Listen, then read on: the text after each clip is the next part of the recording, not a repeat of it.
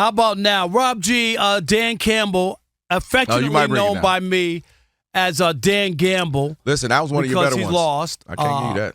He's lost big games for the Lions, in which they should have been able to advance to the Super Bowl by now. But he had a statement today, Rob G, in a little news conference. Yeah, it sounds like he is well aware of the numbers because according to CBS Sports, only 25% of the teams in the NFL that start 0-1 end up reaching the playoffs. This goes back to 1990. That's unbelievable. It's really teams that start 0-2, though, Rob, Kelvin, make the playoffs just 12% of the time. And that might be a big reason why Dan Campbell, when he was speaking with the media today ahead of their matchup with Ben Johnson, the Chicago Bears, basically called this game a must-win. Take a listen.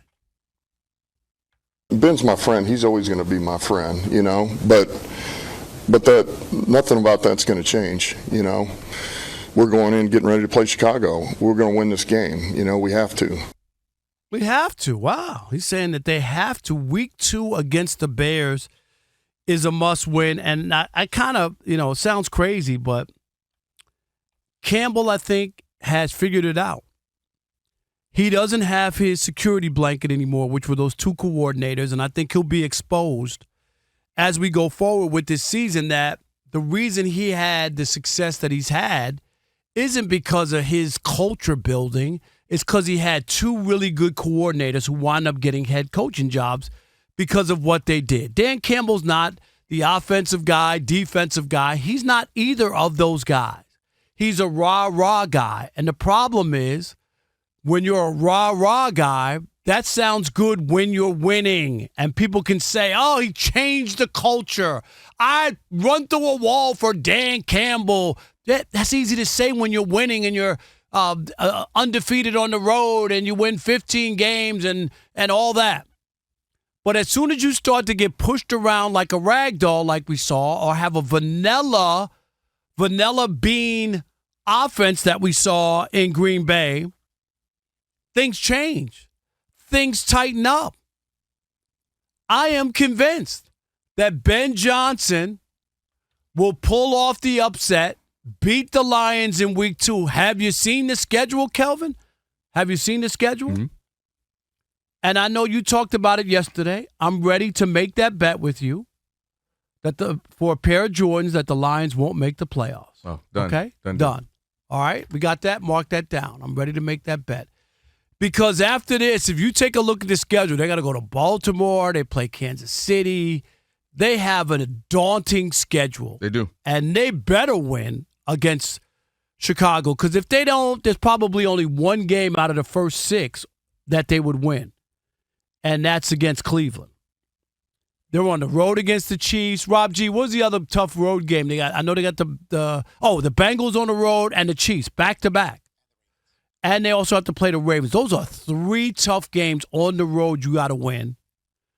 Bears at home and the Browns at home, correct? I think so you got, that's why he's already talking in this term of we're going to win or we have to win, because he understands where they are.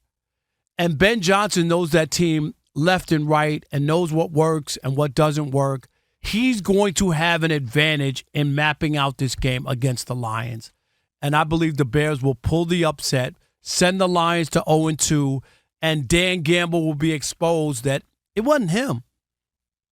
It was Ben Johnson and Aaron Glenn. I don't agree with that.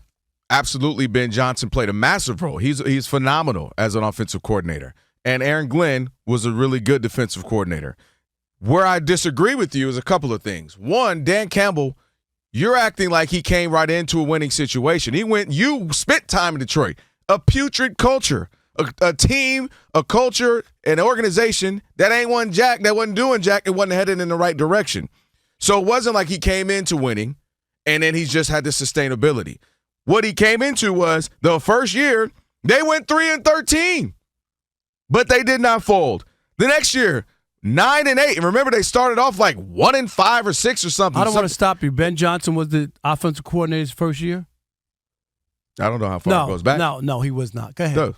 Dude, that was clearly not the point. The point is, they didn't go to 3-13. They go to 9-8. They go to 12-5, and then obviously 15-2. And the reason why they got better, you know how many teams have great coordinators and don't do jack with them, and then we see the coordinator go somewhere else, and we're like, oh, I guess he was a pretty good coordinator because he created Brad Holmes. First, let me start there. The general manager brought in the right guy in Dan Campbell, who they collectively bring in the right guy as a coordinator and create a culture and draft well. Drafting well is probably going to end up biting them in the butt in the next couple of years because they're going to have to pay a bunch of really good young guys between the end of the season and next season. And to me, they've drafted well, built well, developed well, and they have a great system going. You talk about baseball, you like baseball? They got a great farm system going where the guys they draft, they develop, and they become very useful on the football field. And they have a grit about them that they bounce back and they continue to compete. They could have folded after the NFC Championship game against the 49ers. They did. They came back and got better. Bunch of injuries. They end up losing in the postseason. But this team continues to fight and continue to. How do you get better when you don't go to where you were? You were in the NFC Championship game. You took a step back. Great question. They went to 15-2, and they had 7 defensive starters out. Did they lose because of that? They were 9.5-point favorite. What is a favorite matter if I don't have 7? Because that's not why and they that's lost. Why they got cut up like Swiss cheese and Jared Goff. No, it's not. So my point is, it's not. You're giving them an out. Okay, that's not why they lost. Thank you. Appreciate it. No, I'm telling you that it had nothing to do with the defense. Okay, you done? You had a quarterback who had 4 turnovers. Right. What playoff game are you going to win? So they lost. Blaming the defense. Are you done? That's so they a cop-out. Are you done? Great. So they lost the one game there. My point was they continue to improve. They go from 12 to 15. So, yes, they lost a horrible game in the postseason. Happens. You know who else lost a horrible game in the Super Bowl? The Chiefs. It happens. My point is, this team continues to get better. There's only one difference between the Chiefs and the Lions. Well, what is it? According to you, it don't matter. They got the Super Bowl. The Chiefs have actually. Won Super Bowl. The Lions haven't even been. It doesn't matter. It's in the past. No, it's not. So my whole point is they continue to fight. So absolutely, this is a must-win for them.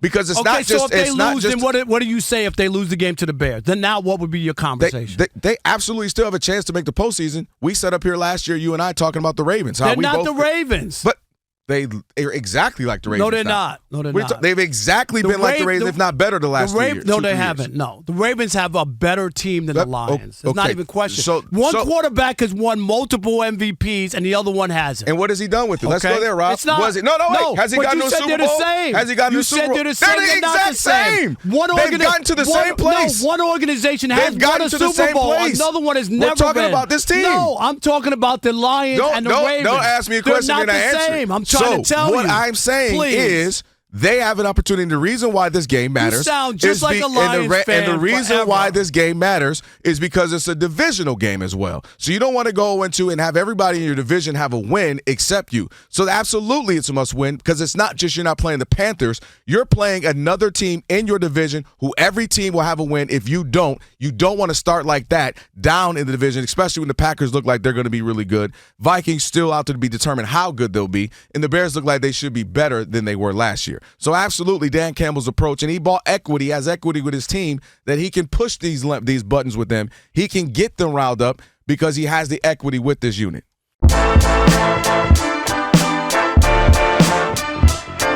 All right, Rob, so they're watching us right now, which means another thing they can do is what? They can subscribe. All you got to do is hit that button, subscribe to The Odd Couple for some of the best sports talk content in the nation. Facts. And while you're at it, they can like, they can comment, they can share. Do all that for us. We appreciate it. Just do all that right up in here.